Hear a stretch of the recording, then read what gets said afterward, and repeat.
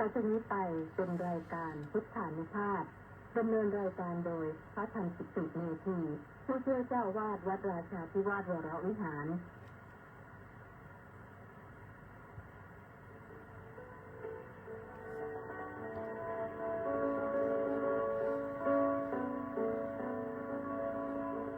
ได้เวลามาฟังพุทธานุภาพเพื่อรับทราบพุทธธรรมคำสั่งสอนเสริมมงคลให้ชีวิตก่อนหลับนอนรอพักผ่อนสุขสบายกายใจเทิน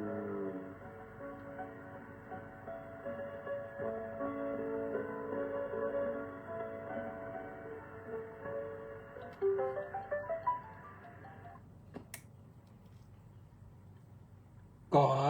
ถวายความนอบน้อมแด่พระรัตนตรัยขอคารวะพระเถรานุเถระ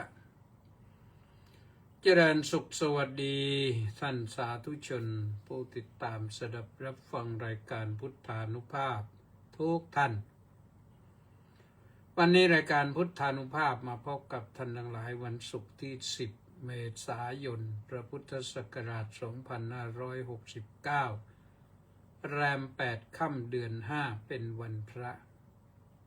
นี่เดือน5ก็ไปเรื่อยๆเลยนะเดี๋ยวก็หมดเดือน5อีกนะแต่ที่สำคัญก็คือวันนี้นี่ถือว่าเป็นวันศุกร์ดิบก็แล้วกันวันพรุ่งนี้ก็เป็นวันที่11ก็11 12 13ก็เป็นเทศกาลสงกรานต์เทศกาลสงกรานต์ก็คือเทศกาลที่เรามีประเพณีสนุกสนานกันรดน้ำดำหัวกันสนุกสนานกันโดยเฉพาะเด็กๆนะหนูน้อยทั้งหลายทั้งผู้ชายผู้หญิงก็มีความสุขสนานรื่นเริงกันแล้วก็วันพรุ่งนี้ก็จะเป็นวันครอบครัวนะวันสงกรานต์นี่เป็นวันครอบครัวพรุ่งนี้หลายท่านเรียกว่าเดินทางออกจากกรุงเทพนี่รถ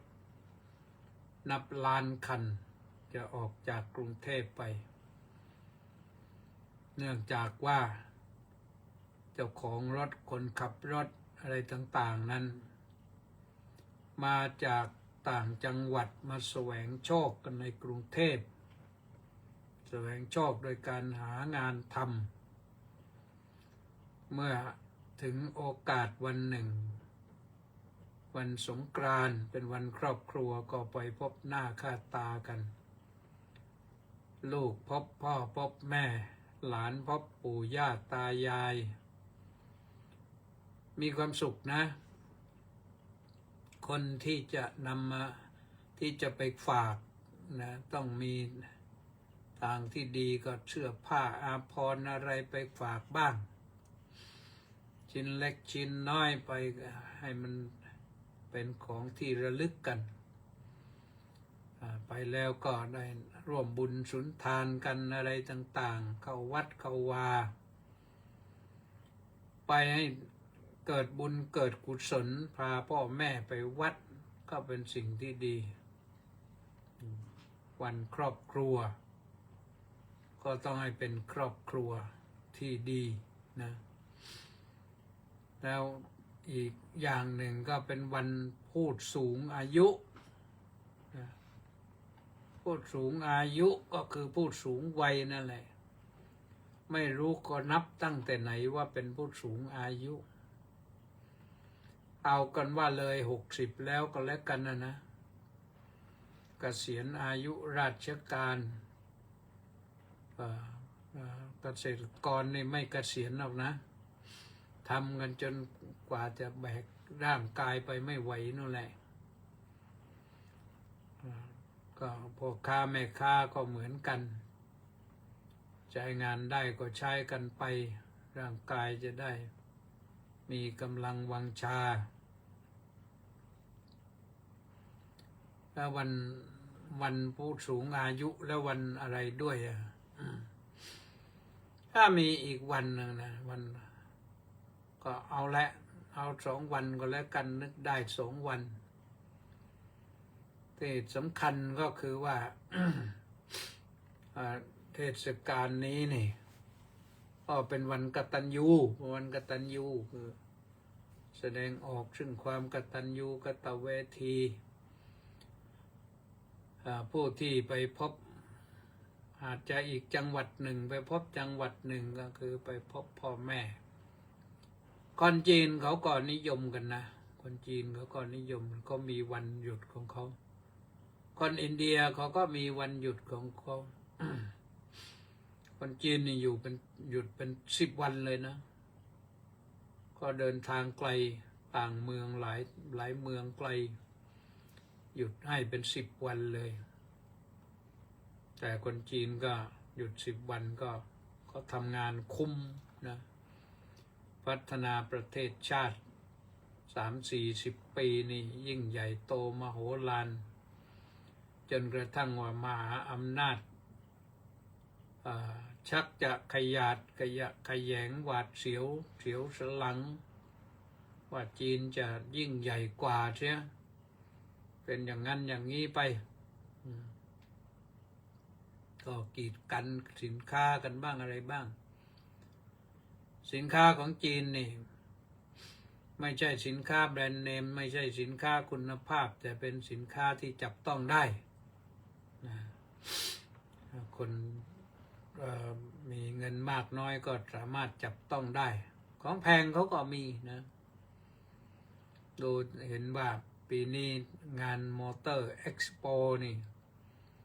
คืองานแสดงโชว์เรื่องรถยนต์ปรากฏว่ารถ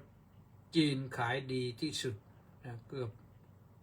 เป็น100,000 คันนะรถยนต์ไฟฟ้าเนี่ย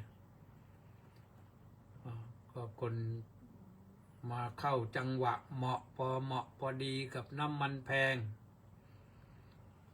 คนก็เลยหันไปซื้อรถไฟฟ้ากันพลังงานไฟฟ้ากันก็ดีนะทำให้ประเทศไทยใช้ไฟฟ้าเยอะขึ้นนะแต่เดี๋ยวเกิดไม่มีน้ำมันจะมาผลิตไฟฟ้าอีกก็ต้องปรับปรุงนะบ้านเรานี่แดดมากที่สุดตอนนี้ก็ร้อนมากอยู่รัฐบาลก็ส่งเสริมสนับสนุนให้ประชาชนใช้พลังงานไฟฟ้าจากแสงอาทิตย์ที่เขาเรียกโซลาร์เซลล์นะเอาไว้ทั่วประเทศไปเลยไม่ต้องไปซื้อน้ำมันให้มันหายากเรือเดินทางออกมาแล้วก็กว่าจะถึงก็หลายวันมีปัญหาที่เขารากันอีกเรือบรรทุกน้ำมันดิบก็ออกมาไม่ได้นี่ตอนนี้ก็เริ่มได้บ้างแล้วนะแล้วก็การรบกันทุเลาลงก็ประกาศหยุดยิงกันก็ทำให้เรือเดินสมุทรนะไม่ใช่เดินทะเลนะเดินสมุทรนะเห็นได้ข่าวว่าน้ำมันไทยก็มาถึงแล้วนะน้ำมันดิบมาถึงแล้วหลายแสนบาร์เรลก็คงจะทำให้คลายความหวาดประหวั่นพรั่นพรึงกันไปได้บ้างนะอันนี้ก็เป็นเรื่องที่ปัจจุบันทันด่วนเหตุการณ์เฉพาะหน้าต้องมาพูดกันนะพอทำท่าว่าจะขาดน้ำมันยังไม่ขาดปั๊บเนี่ยทุกอย่างมันขึ้นราคาแล้วตุนน้ำมันบ้างขายน้ำมันขึ้นราคาบ้างแต่วันนี้ทางรัฐบาลเจรจาประนีประนอมประกาศลดแล้วคงพรุ่งนี้มึงนะน้ำมันทุกชนิดลดราคาลงพรุ่งนี้ก็ดีคนเริ่มออกเดินทางไป วันกตัญญูวันผู้สูงอายุวันครอบครัวจะได้เดินทางกันสบายหน่อยไม่ทุกข์ยากลำบากน้ำมันแพงแล้วยังหาเติมไม่ได้อีกอันนี้มันทำให้คนหงุดหงิดใจก็ทำไงได้มันเจอกันทั่วประเทศแต่ไม่ใช่เฉพาะแต่ภาคใดภาคหนึ่งครอบครัวใดครอบครัวหนึ่งคนใดคนหนึ่งแล้วก็ไม่ใช่เฉพาะคนไทยนะผมว่ากันไปทุกประเทศที่เขาก็ใช้น้ำมันกันอยู่เมื่อเขาใช้น้ำมันเขาก็ต้องเดือดร้อนเพราะน้ำมันมันแพงนี่แหละเหมือนกันหมดเลยตอนนี้เราปรับใจได้แล้วนะปรับใจได้แล้วรัฐบาลก็หาช่องทางลดราคาน้ำมันให้แล้วเราก็อย่าบริโภคน้ำมันจนเพลินสนุกสนานไปไม่รู้จักอิ่มไม่รู้จักพอก็แล้วกันนึกถึงวันที่ขาดแคลนต้องใช้อย่างประหยัดว่าอย่างไรก็ว่าไปจอดรถแล้วไม่ดับเครื่องนี่แม้แต่บางครั้งบางทีไม่ดับเครื่องลงไปทำธุระอะไรไม่รู้เพื่อนมาถึงขึ้นนั่งรถปั๊บสตาร์ทออกไปเลยขโมยรถแล้วก็มีเหมือนกันจะวิ่งตามไปได้ยังไงเพราะว่าเขาไปด้วยล้อเราไปด้วยเท้ามันก็ตามไม่ทัน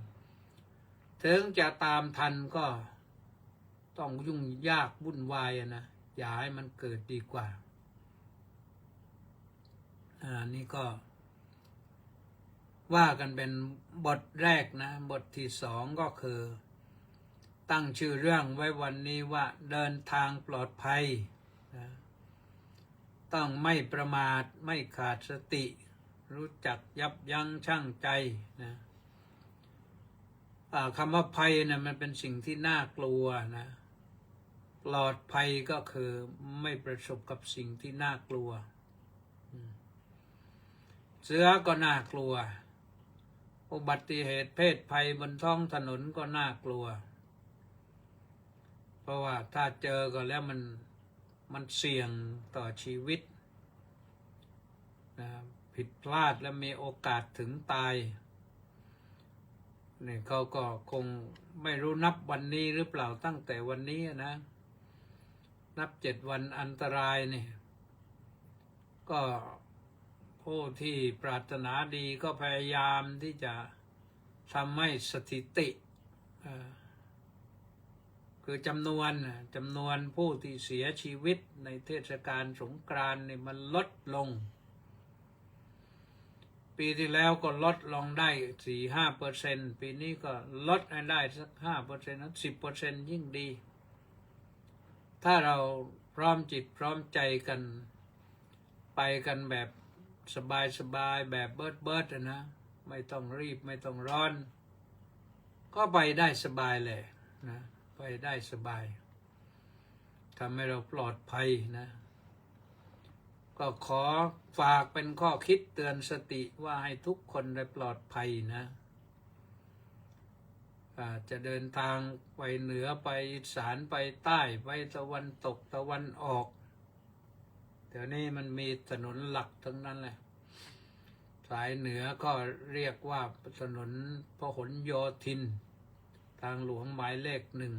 1ทางหลวงหมายเลข 2ก็คือถนนอะไรถนนมิตรภาพโน้นไปถึงหนองคายนู่นถนนหมายเลข 3ทางหลวงหมายเลข 3ก็คือถนนสุขุมวิทออกไปโน้นไปถึงจังหวัดชลบุรีระยอง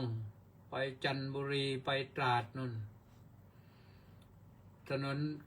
ทางหลวงหมายเลข 4ก็คือลงไปปากใต้ก็เรียกว่าเพชรเกษมถนนเพชรเกษมนี่ก็มีมาเก่าแก่นะมีมาตั้งนานนมแล้วแต่ลงไปแค่ชุมพรแล้วก็เลี้ยวขวาขึ้นไประนองนนที่เขาเรียกว่าเพชรเกษมไประนองแล้วก็ไปพังงา แล้วก็ไปเข้ากระบี่ไปตรังแล้วก็ลงไปสงขลาต่อไปยาวไปนู่นไปถึงนราธิวาสหรือเปล่าไม่รู้นะส่วนทางหลวงแผ่นดินที่ต่อจากชุมพรไปเข้าสุราษฎร์ธานีนั่นทะลุไปนครศรีธรรมราชอันนี้มีอีกหมายเลขหนึ่งไม่รู้41หรือเปล่าไม่ยังไม่ได้สังเกตแล้วลืมแล้วนะแต่ไม่ใช่4ธรรมดา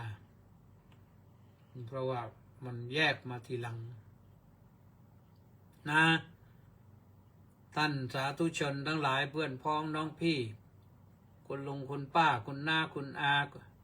คุณพี่คุณน้องนะเดินทางให้ปลอดภัยต้องไม่ประมาทนะคำว่าประมาทก็เป็นคำที่มีคำคล้องจองก็คือไม่ขาดสติคือถ้าขาดสติก็เรียกว่าประมาทพระพุทธเจ้าเรียกว่าประมาทเลยพอประมาทแล้วมันพลาดพลั้งคำที่เราพลาดพลั้งเพราะเราขาดสติประมาทไม่ต้องอะไรหรอกงีบหลับในแป๊บเดียวเท่านั้นแหละ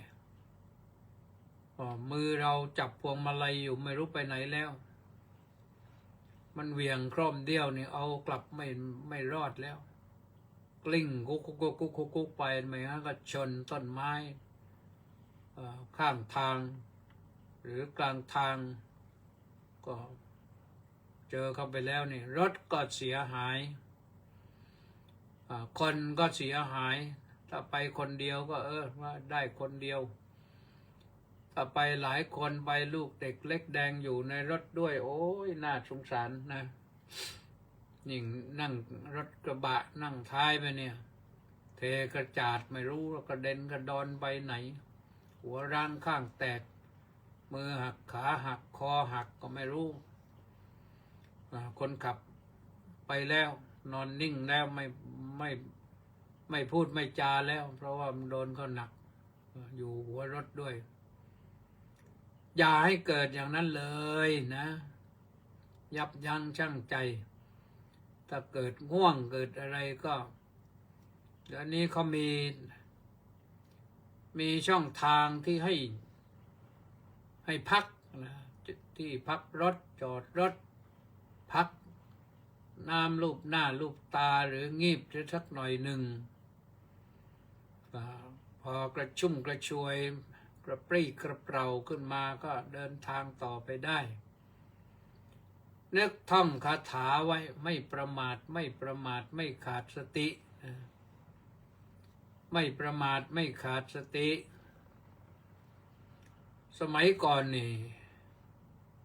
มันมีอีกเรื่องหนึ่งก็คือเปิดเพลงดังมากในรถนะไม่เกรงใจคนอื่นเลยไม่เกรงใจคนอื่นเลยอันนั้นก็ไม่ดีนะเพราะคนอื่นบางทีเขาไม่ปรารถนาที่จะฟังเขาตั้งใจจะขับรถขับราไปให้ถึงที่หมายปลายทางแต่เราไปเปิดดังลั่นอย่างนี้ที่เปิดดังลั่นก็ยังพออาจจะทิ้งช่วงให้มันห่างกันไม่ได้ยินหรือขับถ้าขับแซงเลยไปเดี๋ยวก็โมโหอีกหาว่าอย่างนั้นอย่างนี้อีกมันก็ทำให้คนอื่นทำลำบากนะทำตามลำบากเพราะฉะนั้นให้นึกถึงความปลอดภัยไว้และเป็นดีที่สุดนะชีวิตมีคุณค่านะชีวิตมีคุณค่าไม่ใช่เป็นผักเป็นปลาที่เรามาสับคอใส่หม้อต้มแกงได้มันชีวิตคนแต่ละคนเนี่ยได้มากว่าจะเติบโตขึ้นมามันยากแสนยากนะแต่คนสมัยก่อนเนี่ยเรียกว่าพ่อมาแม่เลี้ยงกันเรียกว่าน้ำนมหมดเป็นปี๊บนะอกแทบกลวงดูดนมแม่เนี่ยกว่าจะได้โตมาเนี่ยพอโตมาแล้วมาเกิดอุบัติเหตุเพศภัยเสีย ถ้าคนอื่นทำก็ได้โทษคนอื่นแต่ทำเองเนี่ยไม่รู้จะโทษใครนะเพราะฉะนั้นระมัดระวังไว้อย่าลืมว่าปีนี้นางสงกรานต์นั้นเป็นนางที่กระหายเลือดนะนางสงกรานต์ปีนี้นี่เป็นผู้กระหายเลือดรักสดเทวีเนี่ยราคะสะนะรักสดนะแต่มันคนละสอกันรักสดนี่คือเป็นผีเสื้อยักษ์ดูดกินเลือดคนเพราะฉะนั้นปีนี้นี่ไม่ว่าโหราศาสตร์ไม่ว่าอะไรก็ว่าจะแพงมันชีวิตราคาแพงตอนนี้นะอย่าทำให้มันถูกใช่เรื่องความร้อนข้างนอกเราอย่าร้อนในมีแอร์มีรถเดี๋ยวนี้ก็ติดแอร์ทุกคันแล้วทำให้ใจเย็นๆหน่อยความร้อนนั้นมันเขาบอกมาตั้งแต่ปีที่แล้วนั่นแหละเขาบอกว่าปีนี้เป็นปีเอลนินโยปีที่แล้วเนี่ยเป็นปีลานินญาเนี่ยมันปีที่น้ำมากฝนมากพอเอลนินโยเนี่ยปีนี้ปีฝนน้อยแดดมากร้อนจัดเพราะฉะนั้นเราก็ต้องระมัดระวังร้อนภายนอกไม่เป็นไรอย่าร้อนใจอย่าร้อนให้ใจเย็นเข้าไว้นะเหนื่อยนักก็พักหน่อยง่วงนักก็พักลูบหน้าลูบตาได้หน่อยก็จะสบายใจทำให้ปลอดภัยนะเอาละใกล้จะหมดเวลาแล้วนะวันนี้ต้องขออนุโมทนาสาธุกับเฉลิมและ FC อีก664 คนออนไลน์เข้ามาก็สลับกันมาเขาขึ้นให้วันละคนนะวันนี้ก็ขึ้นมาวันละคนพรุ่งนี้วันเสาร์รายการพุทธานุภาพงดวันอาทิตย์งดโน่นไปพบกันใหม่วันจันทร์นะวันจันทร์ก็วันที่13วันสงกรานต์พอดีนะก็ติดตามฟังมาก็ติดตามไม่ฟังอย่างนี้ก็ฟังตลอดแหละนะฟังวิทยุเราจัดก็ให้เพื่อนฟังพอเพื่อนจัดเราก็ฟังนะก็เป็นเรื่องหาข้อมูลไปเรื่อยๆนะเอาละก็ขอตั้งจิตอธิษฐานนะให้ทุกท่านได้สนุกสนานกันในวันสงกรานต์ แล้วก็ให้ผ่านพ้นวิกฤตร้อนไปได้อย่าไปประสบอุบัติเหตุเพศภัยตั้งตนอยู่ในความไม่ประมาทแม้แต่อยู่บ้านก็อยู่ด้วยความไม่ประมาทนะดูแลประตูดูแลไฟฟ้าดูแลหน้าต่างอะไรต่างๆอย่าให้มันเกิดอุบัติเหตุเพศภัยขึ้นมาให้เรามีแต่ความสุขมีความสงบนะมีความสุขสงบกายสงบใจมีสิ่งใดที่จะขัดข้องก็แก้ไขเสียให้เรียบร้อยเอาละให้พรเป็นภาษาบาลีนะสัพพโรคะวินิมุตโตสัพพสันตาปวัชชิโตสัพพเวรมติกันโตนิพุโตจตุวังภวะสัพพิติโยวิวัชชันตุสัพพโรโกวินัสสตุมาเตภวโตอันตรายโยสุขีดีคายุโกภวะอภิวาทนาสีลิสานิจังวุฒาปจายโนจัตตารโอธรรมาวัฏันติอายุวันโนสุขังพลังขอให้ FC แฟนรายการทุกท่านมีความสุขความเจริญว่าไปพบกันใหม่วันจันทร์สวัสดี